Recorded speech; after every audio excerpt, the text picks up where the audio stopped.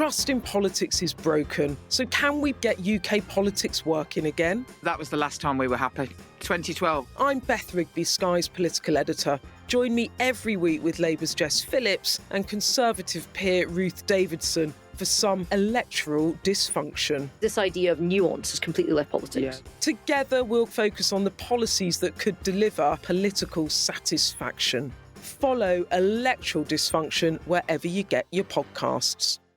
If you're a fan of elections, stand by your beds because you're in for a treat. On Thursday, the 2nd of May, more than 2,600 seats across 107 English councils will be up for grabs. Voters in the capital will be electing the members of the London Assembly and also the mayor. Throw in another 10 mayoral elections and 37 police and crime commissioners, and it's a swingometer's dream. And I didn't even mention an end-of-term by-election. But as always, people will be sifting the results to see what, if anything, we learn about the state of national politics, which, if you're Rishi Sunak, might prove somewhat uncomfortable. I'm Niall Paterson. Welcome to the Sky News Daily.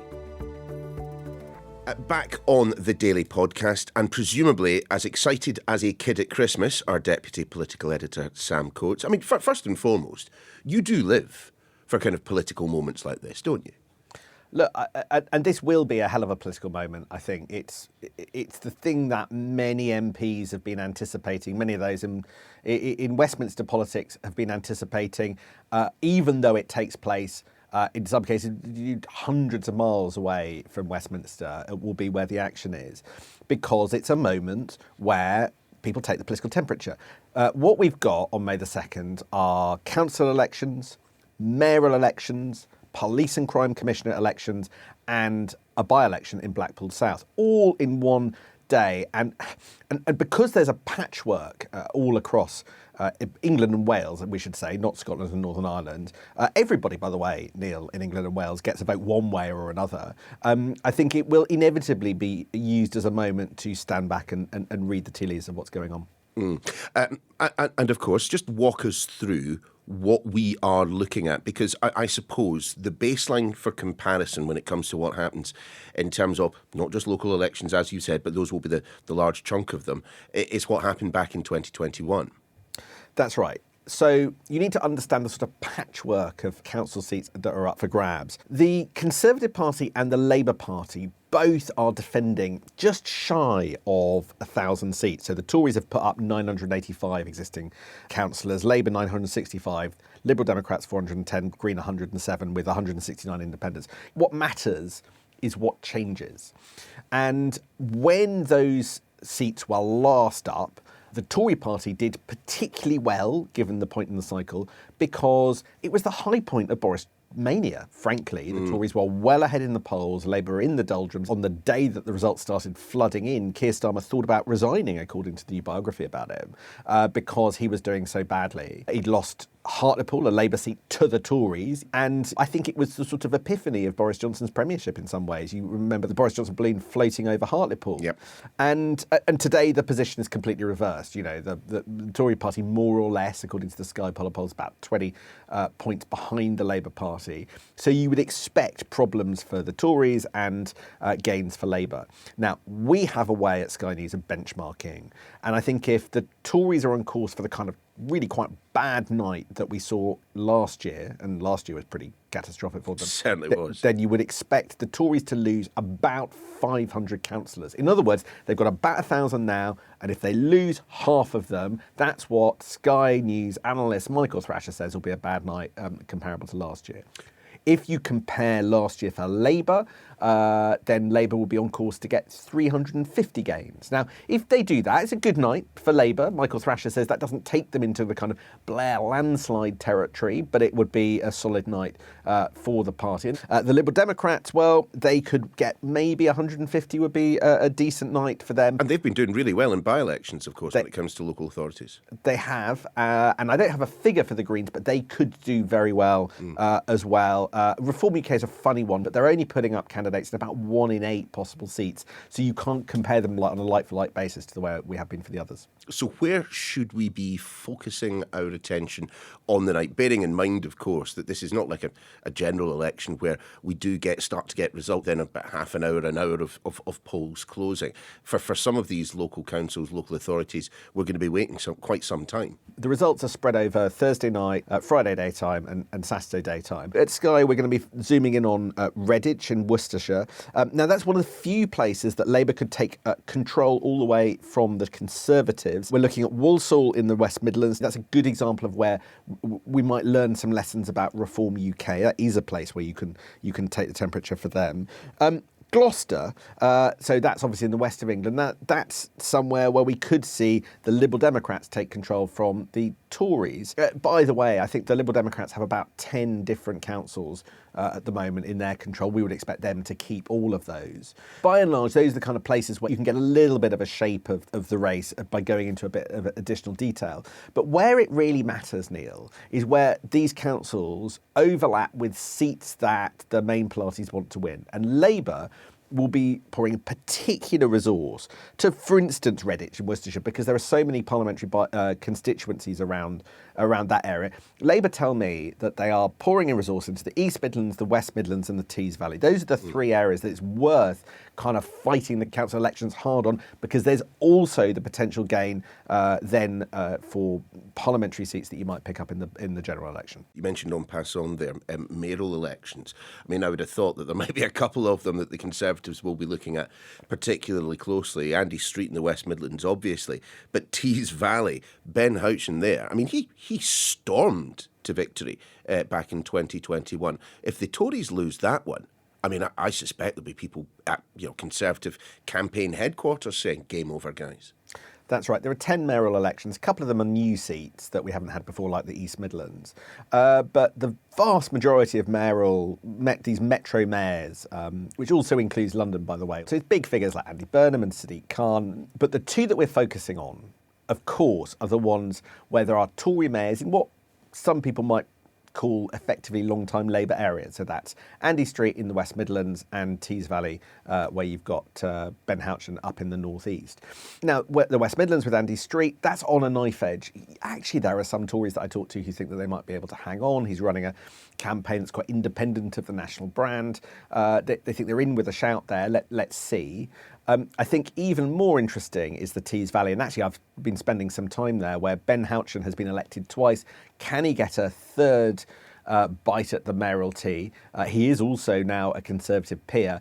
And what strikes you, Neil, is that he as well is sort of running a campaign based very much on sort of his personality and his own brand. See, he reminds me a lot of Boris Johnson, who of course he was very close to. He's got big infrastructure projects. He's got a big personal following. When I was up there, last week, we were able to find people on the streets who were sort of self-identified as socialists and, union members on the one hand, who were aware that there was some criticism of the way that he was running the big infrastructure project that Tees works, who nevertheless would say they would never vote Tory otherwise, but might yet put their X in Ben Houchen's box because he's a big figure.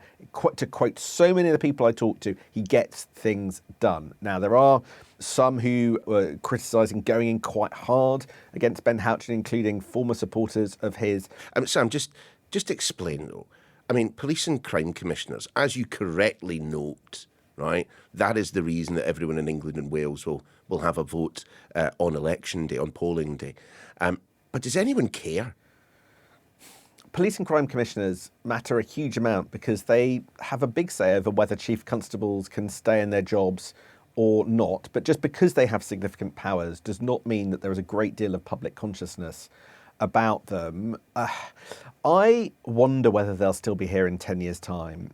As it stands, Labour is fighting police and crime commissioner seats, but I find few people privately in Westminster who think that this system has been a wild triumph. Just to say, Police and Crime Commissioner elections are happening everywhere but London and Manchester, where the mayors there take the powers that otherwise a police and crime commissioner might take. That might be a kind of roadmap of what happens to this role in future, I have to say, as more places seem to be getting mayors, and I'm sure that's a trend that will continue. But there isn't a great love for them. Doesn't seem to be a great love for them inside the Labour Party, and even in parts of the Tory Party. It was a Theresa May reform. I'm not sure it stands the test of time. But let's go back to the main event. More than 2,600 seats across 107 councils. On what grounds will those individual battles be fought, Sam? I'm obviously asking you to answer an incredibly broad question in 30 seconds, but we've mentioned reform a number of times on this podcast. Richard Tyson, of course, Lee Anderson, now with the party. They don't have a pedigree in local government. They don't have a pedigree in national government. They can fight this election on whatever the hell they want to, frankly. But for the rest of the parties who have got records in local government, it does strike me that whilst we always view this through the prism of national politics, there's an awful lot that happens at local level. Take one example as regards council tax, the raising of, for example. I think you've got council funding more generally. Are councils perceived to be wasteful? Did they invest in schemes that went wrong, that ended up costing the taxpayer? I think low traffic neighbourhoods inevitably will be part of the conversation in parts of the country. I think the quality of local services matters, and then the amount that people pay in council tax. Those are the sorts of issues that will be fought on. The mayoralties, the metro mayoralties, well, some of that discussion is going to be about investment and jobs, because some of the main powers that metro mayors have are around attracting inward investment to a particular area and sorting out the transport. So I think that in London, in Tees Valley, in Manchester, take Andy Burnham, he'll be talking about the nationalisation of the bus system, I suspect, quite a lot. So the type of discussion will in part be related to the powers and responsibilities of who's being elected. That's inevitable. But inevitably there is a sort of tarnish and a dotted line link, not a direct link, but a dotted line link between the health of a political party nationally and how people vote locally. That is inescapable. Sam, thanks for the moment, but do stay where you are. After the break, we will be examining what, if anything, we might be able to learn from the results next week. Welcome back. Sam Coates, our Deputy Political Editor, still with us, talking about all things election-y next Thursday. Sam, explain to me why we care about these local elections, given we can never really tell how much of what happens is to do with events at a local level and how much is down to, say, the actions of Sunak, Starmer and so on. Because MPs do. And because actually I think the biggest consequence of this race is almost a binary choice for the Conservative Party about whether they collectively decide that the performance of the Conservative Party under Rishi Sunak was so bad in this set of local and mayoral and PCC elections and in the by-election in Blackpool South that they feel that they need to take a stand and make a move against him, or whether they don't. How MPs decide the election has gone is not going to be a matter of science. They're not going to have Michael Thrasher or John Curtis advising them. It is going to be a matter of art and emotion. This is the expectation management. And this is partly about expectation management. How well did things go compared to what they were expecting? And it is partly about just the raw results. It's partly about the Conservative Party watching maybe half of the foot soldiers who are up for election being wiped out, no longer probably willing to help them in a general election. All of these things come into play, and that will be influencing Tory MPs when they basically make their stick or twist decision later on in May. So genuinely, and I ask this because you are far more plumbed into the matrix in Westminster than I ever am or ever was, I mean, genuinely there is still lingering discussion about whether or not to get rid of Rishi Sunak, install a new Conservative leader and therefore a new Prime Minister this side of a general election. I mean, it ebbs and flows, Neil, but in the last 8 days, we've seen Action Man Rishi, and it feels kind of absolutely bizarre to be having the conversation, should you replace Rishi, when he's raising the defence budget and doing welfare reform, and he's got a big plan on Rwanda that's just... I can't get the image of Action Man Rishi Sunak out of my head now. I buy it. But remember, just nearly 2 weeks ago, we had the smoking vote, which was a free vote, but, you saw cabinet ministers prepared to not follow Rishi Sunak through the voting lobbies on his flagship reform to stop people of a certain age and below from ever smoking in their lives. And you've got the persistence of opinion polls that suggest an absolute wipeout on general election day. So yes, it is still a conversation amongst the parliamentary party, and they are deferring a judgment till the other side of these local elections in many cases. There is a discussion inside Downing Street about how to play that, what to do about it.